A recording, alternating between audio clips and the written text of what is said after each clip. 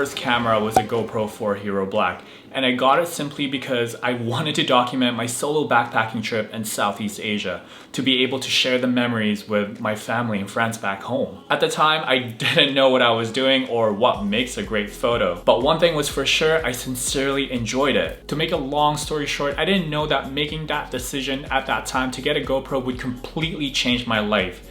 It led me to creating content full time. And because I didn't go to photo or film school, I've had to teach myself through a lot of research on Google, spending countless hours watching YouTube videos, as well as just a lot of trial and error when I'm out there in the field. Even to this day, photography to me is just a never-ending cycle of ongoing learning, and that's one of the many aspects that I love about photography. In this video, I'll be sharing with you 10 valuable tips to level up your landscape photography game. My first tip is to, well, get a camera. No, you didn't find that funny? I thought it was funny. The first tip is to dial down your camera settings. There's 3 things to highlight here. One is to shoot RAW instead of JPEG. RAW just retains more information when it comes to post. The other thing is to know your shutter speed, your ISO, and your aperture, and how it affects your image. The third thing is to always shoot in manual, even if you're just a beginner or if you're just opening up your camera fresh out the box. Since landscape is constantly changing, it gives you more control to your shot. And also, if you are gonna take this seriously and wanna take this seriously, the auto feature should not be an option for you. This is just gonna enable you to learn your camera better. And the second thing is location lookup. This plays a huge role in terms of how I take my shot. Researching the place you're going to be taking photos of gives you an idea of how other photographers have captured this particular spot. It gives you a clear visual of the place, and most importantly, if you're like me who is always looking to capture things differently, it helps you avoid taking that common shot and be more creative with your capture. Researching also plans your day a bit better. Is the sun going to be setting from the subject you're trying to capture, or is it better to go in the morning when there's less people? Doing a little photo shoot. That's the thing with golden hour. You have to be really quick. These are crucial factors to take into consideration, and by looking up your location prior to your visit will help you gauge all of that. Third is the use of depth of field, and this ties in again with being creative with your shot. Just because it's a landscape photo, it doesn't mean that it's just an epic location, take a shot and then you're done. Try experimenting with foreground shots to add more depth in your shot. The next is rule of thirds, and this is one of the major contributors to making a great landscape photo, or any photo for that matter. A lot of camera nowadays has the option of turning this grid on, which basically divides your frame into 9 equal sections. You have 2 vertical lines and 2 horizontal lines running across your viewfinder or screen.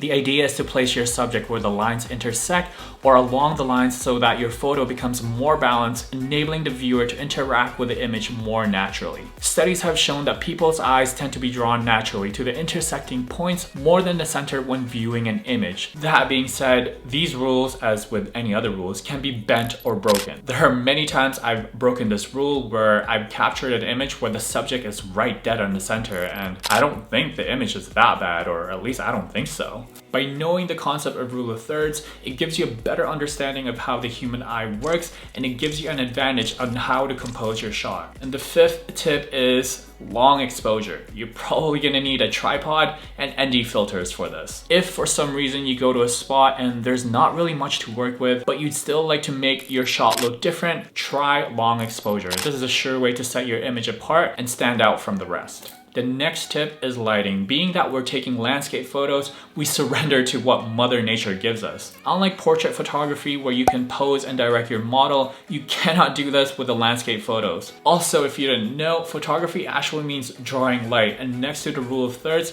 this is one of the most important roles that plays a huge factor in what makes or breaks a photo. I'm sure you've all heard of the golden hour, and this is the time of the day when the light is the softest, perfect for capturing photos. Try organizing your shoots for sunrise and sunsets and compare to the middle of the day. I'm very sure that the sunrise and sunset shots you've done will be more dramatic and have more emotion portrayed to them compared to the middle of the day. And the 7th tip is the use of the different angles. Using different angles can be used to whatever it is you're trying to show. For example, if there's a tall building and you really want to showcase the height, you want to put your camera low to the ground, Tilt it up, as that will make your subject appear that much taller. Or maybe you're trying to show how crowded a place is. Then maybe you need to find height to capture it from bird's eye view. Find an angle that best depicts what's in front of you. And the next tip is probably one of my favorite techniques that I love to use personally in my photos, and that's the use of leading lines, patterns, symmetry,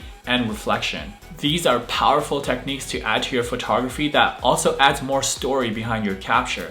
Now, the concept behind the leading lines is it draws your viewer's attention to the main subject in your image. It creates movement. Wherever you want to direct your viewer's attention to, the leading lines technique is a powerful way to do just that. As for symmetry, patterns, and reflection, these are great techniques to add depth to how you take your photos. Looking for these things makes you more aware of your surroundings, meaning you're able to utilize everything in the area to your advantage. The next is progress over perfection. Be patient. It's not about capturing the perfect photo, or okay, well, maybe it somewhat is, but progress is way more important. Progress, to me at least, means success because it just means you were better than yesterday. A wise man once said that it takes 10,000 horrible photos before you actually start capturing good ones. So you have a lot of photos to take. Focus on the progress, and the quality of your output will follow right after. And my 10th tip is probably the most important piece of advice that I can give to you. And if there's anything I want you to get out of this video, it would be this. And that's to take photos for you. Don't do it for the likes, don't do it for the subs, don't do it for the follows. Sincerely do it for you. Capture moments and places because it's who you are. Photography is about capturing how you see things and translating them through your lens. What story are you trying to tell in your shot? The emotion that you're trying to portray. You have the power to capture all of these and more. And that's it for my 10 tips to leveling up your landscape photography game. But before you go, make sure you give this video a big thumbs up, subscribe to my channel if you haven't done so yet, share this video to anyone else who you feel would find value in the tips that I share in this video. And I'm curious to see what kind of photography you guys are doing. So comment your social media handles down below or any links to your portfolio. I'm curious to see the kind of photos that you guys take out there, and it's always just good to connect, you know? It's always good to connect with like-minded individuals. But I hope you guys enjoyed this video. Thank you so much for tuning in, and I'll see you guys on the next video.